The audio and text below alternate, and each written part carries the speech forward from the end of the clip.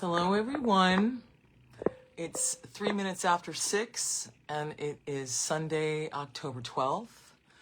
My name is Erica, and I am Bernando's oldest grandchild, and I'm the manager of the Legacy. We've been having a lot of fun the past several months, reading from Bernando's book, Age Less, Live More, Achieving Health and Vitality at 107 Years and Beyond. And we've been going chapter by chapter. So the videos that were previously visible here on Facebook have been taken down by Facebook. So if you want to see them again, or if you didn't see them in the first place, please subscribe to Bernando LaPallo's dedicated YouTube channel at Age Less, Live More. So far we have gone through quite a lot. We've gone through chapter 1, which is called The Philosophy of Faith. We went through chapter 2, which is called An Object in Motion. And right now we are at the tail end of chapter 3, which has got a heading, or I guess you could say a subheading. It's also a very important topic called Eat Less, Live More. Eat Less, Live More. So this is going to be covering pages 141 through pages 146. And then the next time we get together, next month in November, I will be reading from the last chapter in this book, chapter 4, which is called A Day in the Life. This is a very important topic that we're covering tonight, Eat Less, Live More, because for a lot of reasons, the first thing that comes to mind is that important for your digestive system, right? Important for all of that. But also in a country like the United States of America, where we've had so much food, but so much empty food, so much food lacking in the high quality nutrition that we actually need due to different destructive farming practices and processed foods. People can eat a lot of food and they can actually be starving themselves to death. So just because you're eating a lot doesn't necessarily mean that you're getting what you need on a nutritional level. So in this chapter, Bernando breaks it down for us and different strategies that he used to eat less and live more. So here we go. If you'd like to leave a comment, you can do so. And at the end of the reading, I will get to your comments, and I'm very grateful that you're here. All right. Having talked at length about what to eat, I think it's time to address how much. Comparatively speaking, I don't eat much. It's Bernando speaking in the first person here. Comparatively speaking, I don't eat much. My portions are small, and when I leave the table, I leave satisfied, not overly full or stuffed. I also do not ever go back for seconds. My father taught me these things when I was young, and I've followed his instructions my whole life. The ancient practice of Ayurveda, a type of medicine still common in India and elsewhere, states the following. Quote, when eating, only 1/3 of the capacity of the stomach should be filled with food, 1/3 with liquid, and 1/3 should be left empty. This will aid in proper digestion and promote mental clarity. This is a far cry from the typical American diet. Think Thanksgiving dinner here, where being unable to rise from the table is considered to be a compliment to the cook. You may well ask, why is this important? I assure you that understanding the answers to that question is critical for those wishing to live a long and healthy life. Since at least the 1930s, it has been well known that calorie restriction, or CR as they like to call it, seems to prolong the lifespans of many animals, from mice to dogs, cows, and monkeys. Study after study has shown that a relatively small decrease in caloric intake from what these animals normally eat extends lifespan by perhaps 30%. Fairly radical restriction added 50% or more to the lifespans of animals like mice, although they probably did not enjoy the experiment. Even using the more modest number, however, 30%, and assuming that those same kinds of results can be achieved in humans, average lifespan could be extended to 104 years or longer through wise use of this principle alone. And it is indeed beginning to appear that the same mechanisms that produce these results in animals do apply to humans as well. The idea of CR, or calorie restriction, gained mainstream status thanks in part to Dr. Roy Walford, who participated in the Biosphere 2 experiments in Arizona some 20 years ago. So it's important to note that the date of this publication of this book, what he's talking about, he published this book came out in 2008, right? He completed it in 2007. So he's talking about 20 years before that time, which would put it in the 90s, the 1990s. All right, to get back to Dr. Roy Walford. The idea of calorie restriction gained mainstream status thanks in part to Dr. Roy Walford, who participated in the Biosphere 2 experiments in Arizona some 20 years ago, and who wrote a number of books on calorie restriction and longevity. Since then, many groups have been formed with the sole purpose of promoting the calorie restriction lifestyle. The main things to remember are that, first, I'm not talking about starving oneself for the sake of a long but decidedly miserable life. I'm talking about giving up a couple of 100 calories per day, one small dessert, for example, in exchange for substantially lowering the risk of many types of disease. And secondly, proper nutrition is key. No matter how much or how little you eat, it is absolutely essential to get all of the needed vitamins and minerals from whatever you put in your mouth. The effects of CR in the body seem to be fairly dramatic.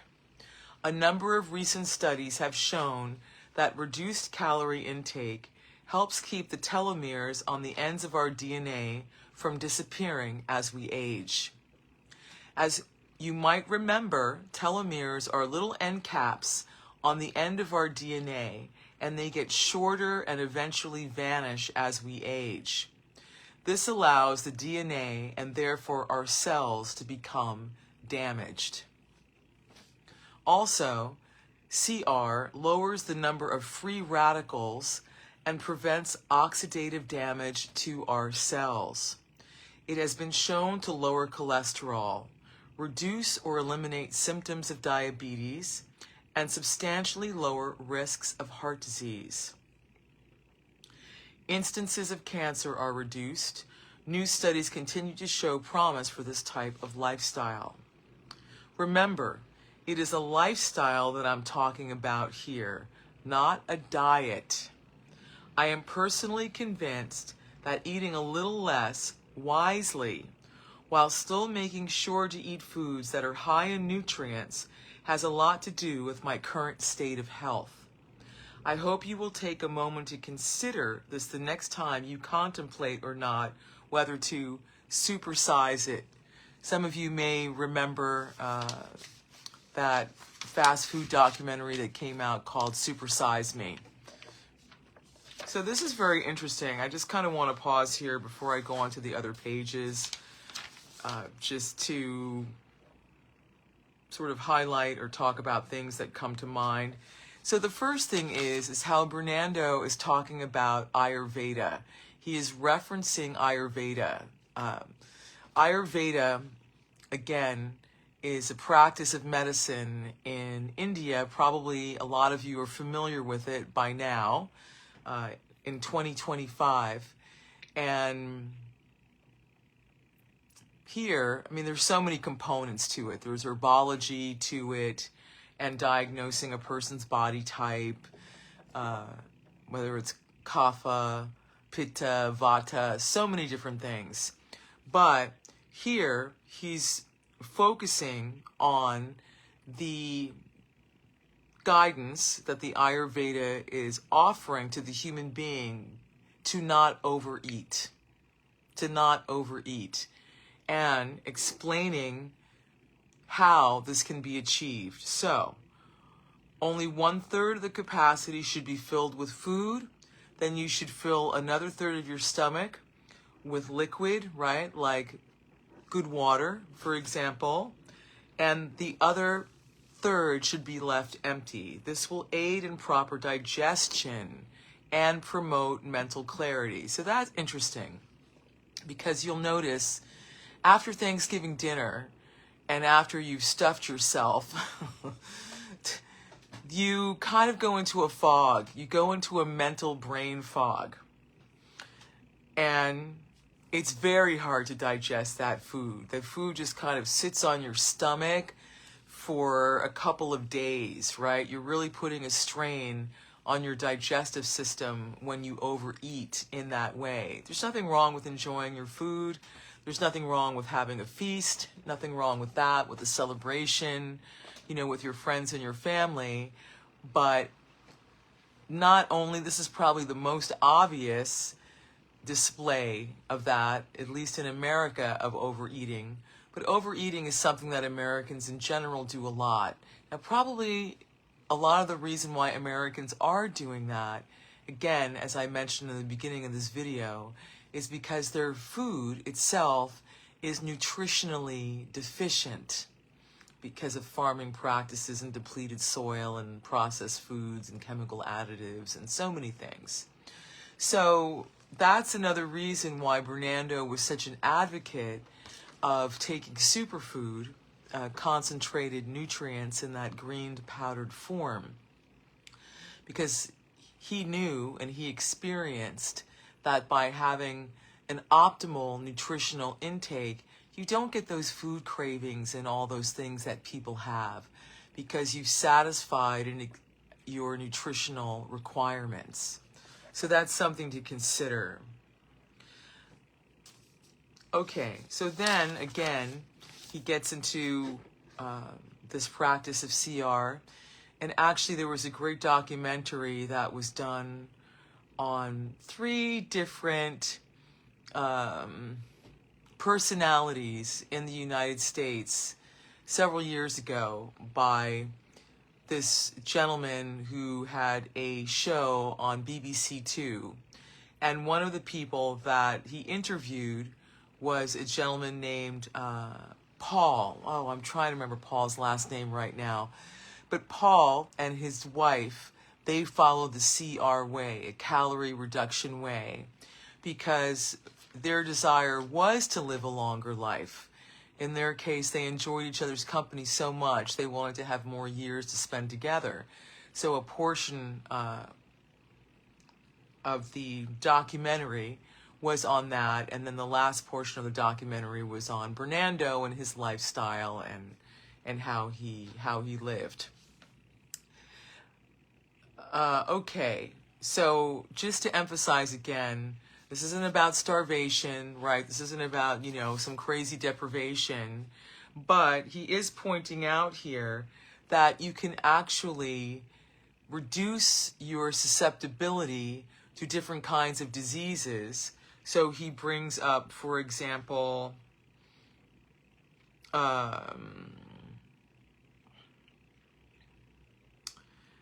let me see, he brings up, he talks about diabetes here, right? He talks about heart disease, right? He also talks about cancer, the reduction of cancer, and all of these things, and also the prolonging, again, of the telomeres, which are the caps on your DNA, right? To be able to protect your cells so they don't become damaged, to reduce the wear and tear. It's very, very interesting. All right, so I just wanted to recap that. Maybe you have some thoughts about that. All right, so on page 144, Bernando talks about juicing for good health. Numerous books have been written about the advantages of juicing, and although most people are aware of the concept and some may already own a juicer, few realize the true value of this practice. Not only does it cut down on waste and save money, but in many ways, consuming vegetable and fruit juice is healthier than eating these foods in the conventional way. I've been doing this for years and find it to be of great benefit. Honestly, I have a real problem throwing away foods that I paid good money for and that I know contain high levels of nutrients, just because they're not the parts that are normally eaten. This includes the stalks of broccoli and asparagus, celery crowns, apple peels, and anything similar that would otherwise wind up in the waste can. When run through a good quality juicer, one is left with a delicious and healthy drink and very little waste. In fact, the solid material that is left is very good to use in a garden or to add to the compost bin. So yes, okay. So it's true, if you go to the farmer's market and you get the real celery that still has the leaves on it, sometimes when you go to pay for it, they'll say, do you want me to cut off the leaves? Your answer should be no. Your answer should be that you want to keep the leaves, because the celery leaves actually have a high nutritional content. Or when I go to the market and I get carrots, I get fresh carrots, all those carrot greens that are on the top, they'll say, do you want me to cut these off and throw them away? I always say no. I want to keep them, because I will take the carrot tops and the greens, and after washing them thoroughly, I will make a pesto out of them. You can actually make a carrot pesto. We all know about basil pesto, but you can make a carrot pesto as well, and it makes a wonderful dip. You can also freeze it too. Or the same thing with beet tops, anything like that they want to throw away. If it's in good shape, I keep it. When I get the beet greens home, that are still attached to the fresh beets, what I'll do is I'll cut them off, I'll wash them, and then I'll saute them in, a little olive oil, and I will eat the fresh beet greens, and they are absolutely delicious. So just bear in mind that when you're buying vegetables, if you're throwing away the leaves and the tops, you're actually being wasteful, and you're actually cheating yourself out of some very good nutritional content and some fun ways to prepare foods. He goes on to say, let's touch on some of the health benefits of juicing.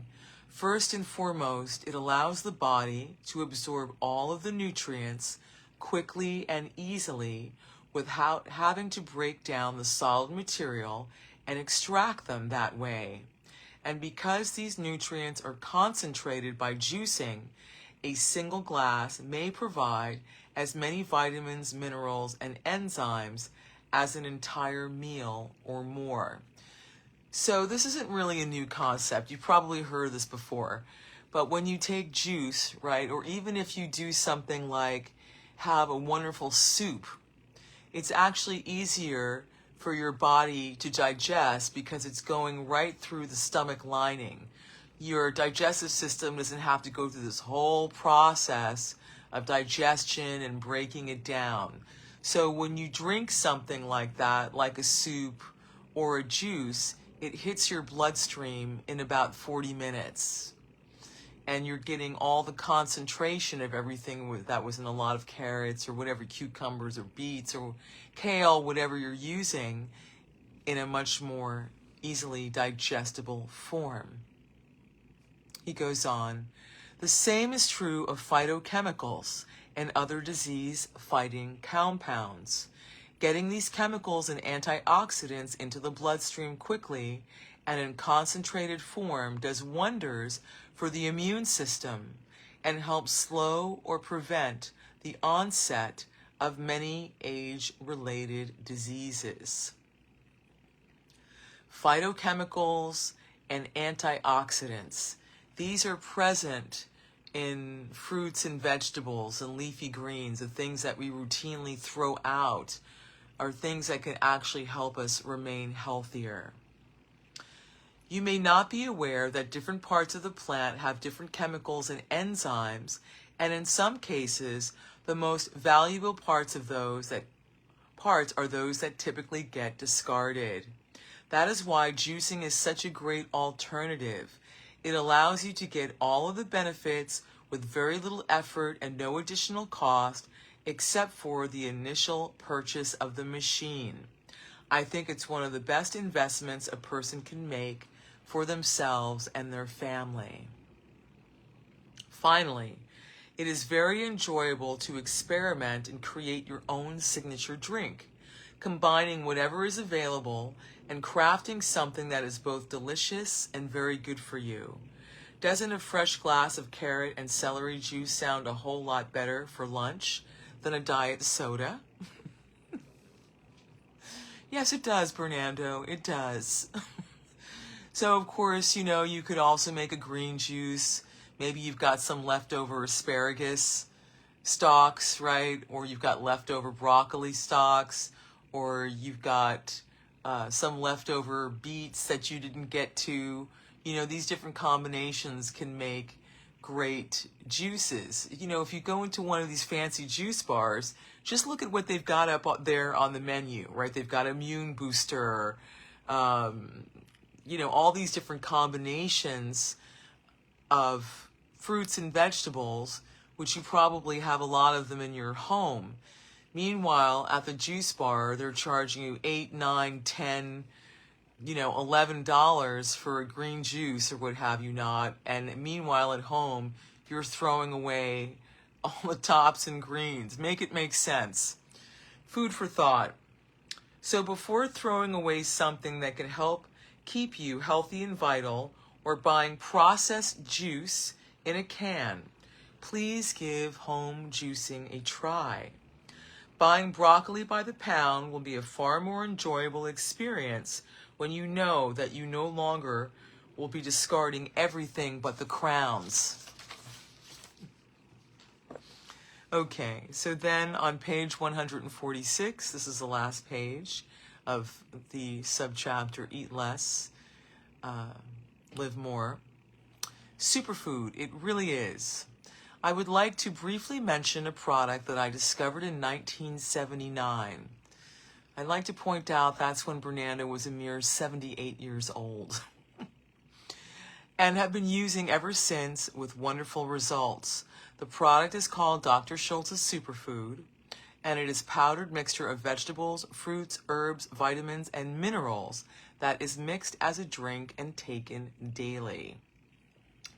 I would like to point out that the other wonderful thing about the American Botanical Pharmacy, which is Dr. Richard Schultz's company, is that the products are wild crafted, they're organic, they're soy-free, and also when he makes his product, he fills the vats up, to make the formulae, let's say for the tinctures, 4 times. So this is a much better value and a much more potent product that you're using than what you may find in the health food store in a retail shop. Because retailers are trying to make a profit, and the easiest way to make a profit is to dilute or water down the product that they're selling you. Just bear that in mind. Superfood is a great source of fiber and protein, as well as vitamin A, C, and E, and a wide range of B vitamins. It is 100% organic, comprised mainly of various forms of algae, seaweed, grasses, and other items rich in nutrient value and essentially fat, carbohydrate, and cholesterol free. Some of the other things that go into the superfood that I'm going to mention are lemon peels, orange peels, acerola, cherries. So all these types of things that are super good for you. It is prepared by adding pure water, organic fruits, especially banana, which adds sweetness, or vegetables, and the superfood powder to a blender and mixing until smooth. I have this every morning without fail, and have even taught very young children to enjoy it. They now ask for superfood instead of sugar-laden cereals in the morning. Making a positive impact on a child's health is very rewarding indeed. So I recommend that you give it a try and see if you don't feel better for the rest of the day. So this is very cool because Bernando here is basically passing on to the children. He knew so many people. Of course, he had us too as his grandchildren. And so he introduced us to superfood as well. But this is a way to break your fast. This is a way to eat less. This is a way to flood your body with optimal nutrition first thing in the morning, right? When you break your fast, instead of coffee, for example, you could have this superfood. And so there are suggestions here of different ways that you can prepare it. So in his case, he really loved citrus. So he would use a base of orange juice. If you can get organic orange juice, or better yet, if you can squeeze your own fresh oranges, this is great. If you're lucky enough to live in the Sunshine State like Florida, or if you live in Arizona, or if you live in California, where citrus is readily available, you can, pick your own grapefruit or oranges, and you can use that as a base for the superfood powder that you're going to use. And then he would put a banana in that, a ripe banana, just to give it a little sweetness, because what he didn't mention here, actually, that is mentioned in his other book, Beyond 100,